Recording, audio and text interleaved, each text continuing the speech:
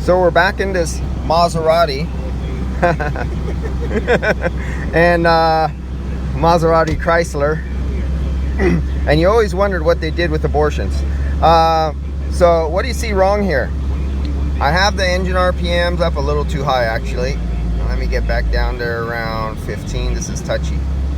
12, 15. Come on, get down there. Look at our high side and low side pressure. Okay, we're right about 15.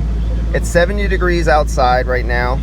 Look at our high side pressure. 21 is actually nice. That would be set nice for R134. This is R134 converted. They put, you seen my last video on this very same car. They put 2 new compressors after the original one burnt out, and I believe they left all the oil in the system. There's a ton of oil in here, and we have a high side pressure at 70 degrees ambient. That is almost 300 psi, and he lives in a city where tomorrow is going to be 112 degrees. This will never survive, or it won't work good if it does survive. My temperature out the dash right now is 45 degrees at 1500 RPMs. We can't complain about that, but it's only 70 degrees outside.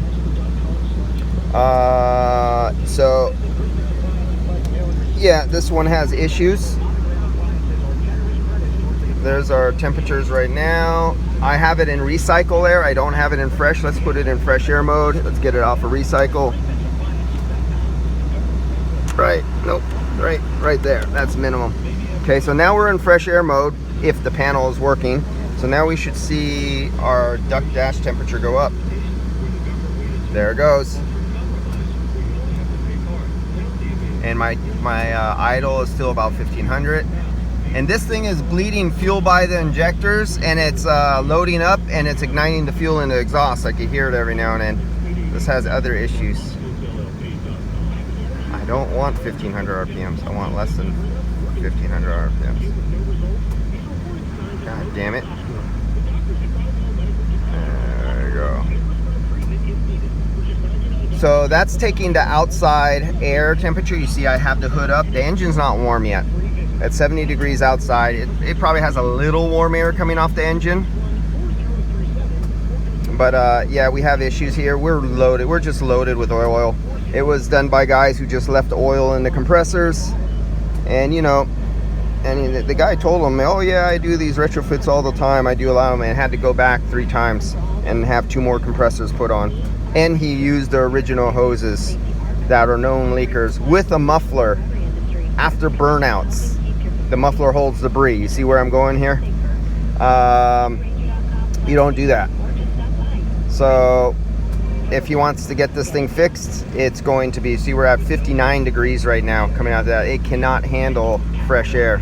So let's put it back on recycle because it's now cooler in the cab. We're now on recycle. I could hear the tone change, so I know the door is flapping over slowly. There, it's all flapped over. So now let's watch the supply air again. You know, take a minute. There we go, it's starting to go down.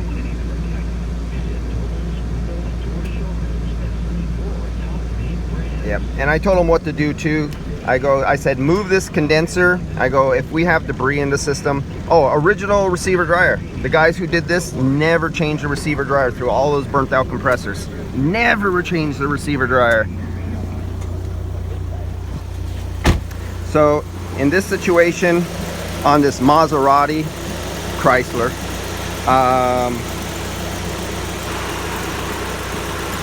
new receiver dryer because it's original. Burnt up the first compressor, burnt up the second compressor. This is the third compressor. Original hoses, out of there. Since we would be making up probably custom hoses if he can't get new hoses, if this happens, and if there is debris from compressors in this new condenser, then in this case, if you wanted to make it work good with the 134, this is where you would upgrade to a parallel flow condenser. You do not have to use the original receiver dryer. You could get like a Toyota receiver dryer and have regular connectors instead of these ones that use the flat black metal washers with the Teflon coating on them because they're difficult to get. Guys don't know about them. All the younger generation doesn't know. So just convert them up, make your own hoses, and convert it over to a modern vehicle. Put your own receiver dryer in there make everything really simple. We can cut, splice, put on ferrules. I've heard some companies might still have some old stock of these in stock. I don't know. It's a freaking Maserati Chrysler child.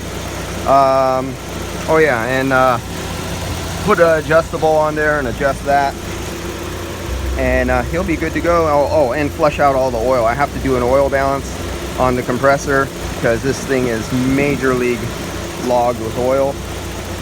And that's about all I got to tell you guys on this one, because you know, I came up to it and I seen the Chrysler name on it, so you already know there's issues. Then you add Maserati on that and you might as well just flush the thing down the toilet.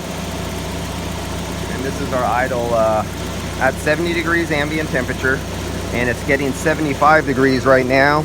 I'm taking the temperature right here because I can literally feel now the engine's hotter, and I could feel the heat rolling over in front of me here, and I can literally feel the heat wrapping around.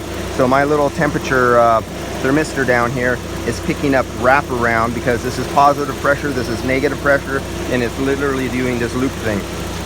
All right guys, see you later.